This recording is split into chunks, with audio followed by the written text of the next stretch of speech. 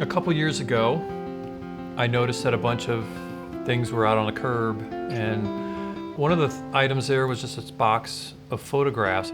And there's a photograph on top, there wasn't even a lid, and it caught my eye. And they were all matted. The sun's going down, and it started to rain too. And I thought, if I don't get these, they're gonna get wrecked. So it was not a lot of thought went into it. I was just like, grabbed them, walked half a block home, looked at them all. So I started looking into it to see who this guy was and couldn't find anything. I eventually did find an obituary for him, for his wife. There was a little girl that kept popping up in some of the pictures. She's in about a dozen of them. And on the back of one of them it said Alicia. I gave her a call and I told her that I had a box of her father's photographs, and there was silence, and then I heard her crying, and then we talked for about 2 hours on the phone, and I asked her could I keep these for a while and that I'd like to give them a little more honor. I am Alicia Dale, but former Alicia Belsanti, which my father James Belsanti is why I'm here. He was a unique character, full of life, very artistic, very smart, very family orientated. Yeah, he was the most unique person who did so many things, and he was a pleasure to have as my dad. Oh my God.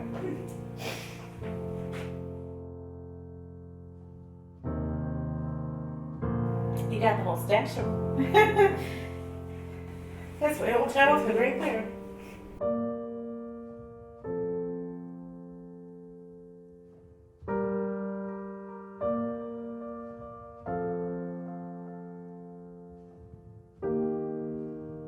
These photographs have been part of my life for only 4 years.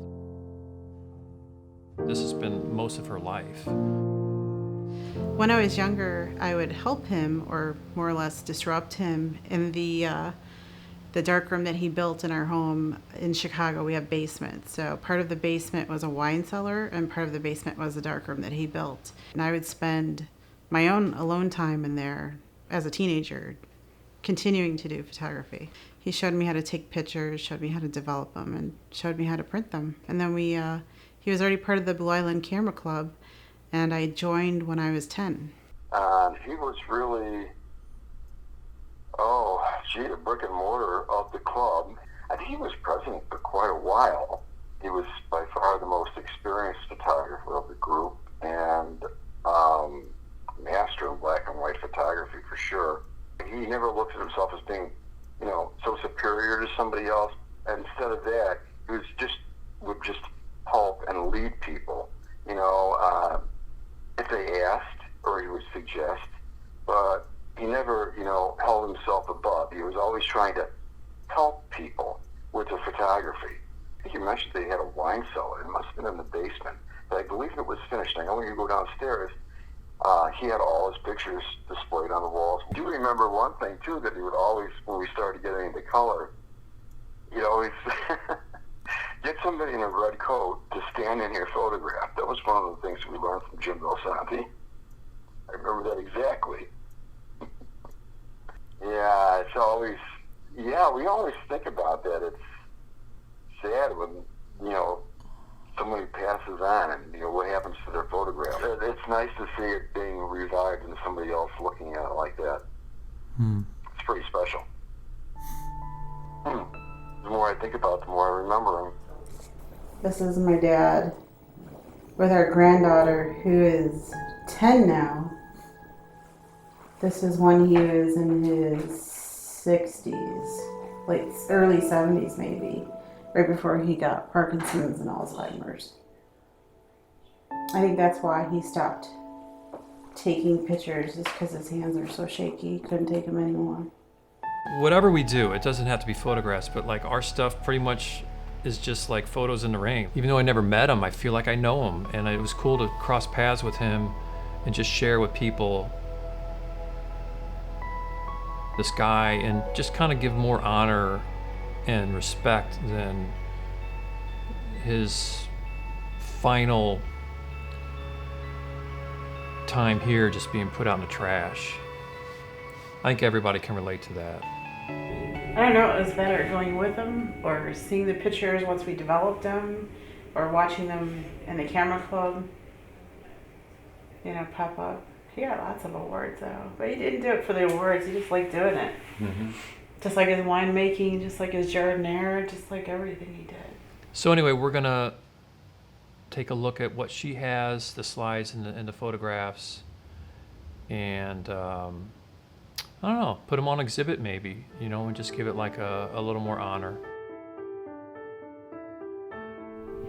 James Belsanti was clearly a photographer of exteriors. There's very little that's lit.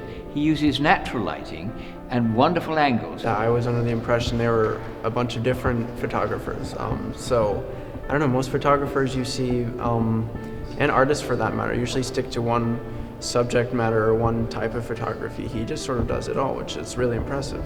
He seems to like taking pictures, candid pictures, just life as it is. Capturing a lot of candid moments of life.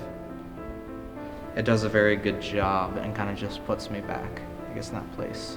I guess a nostalgic type thing. It kind of just reminds me of being a kid. Yeah, it kind of just evoked that memory of childhood for me. These are just simple things, but the way that he captures them just makes them look so much dynamic and complicated, but they're really just simple things. Great framing, he has a great sense of framing. In black and white, he can't be beaten, I think.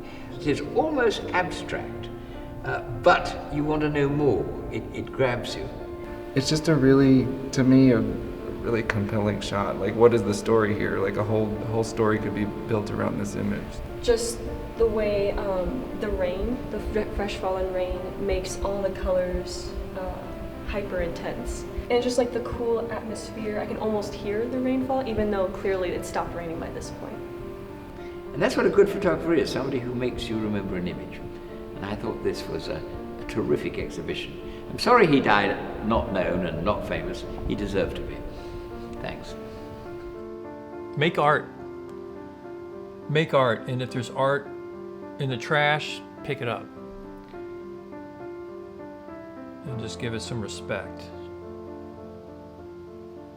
And just maybe learn from it. Yeah.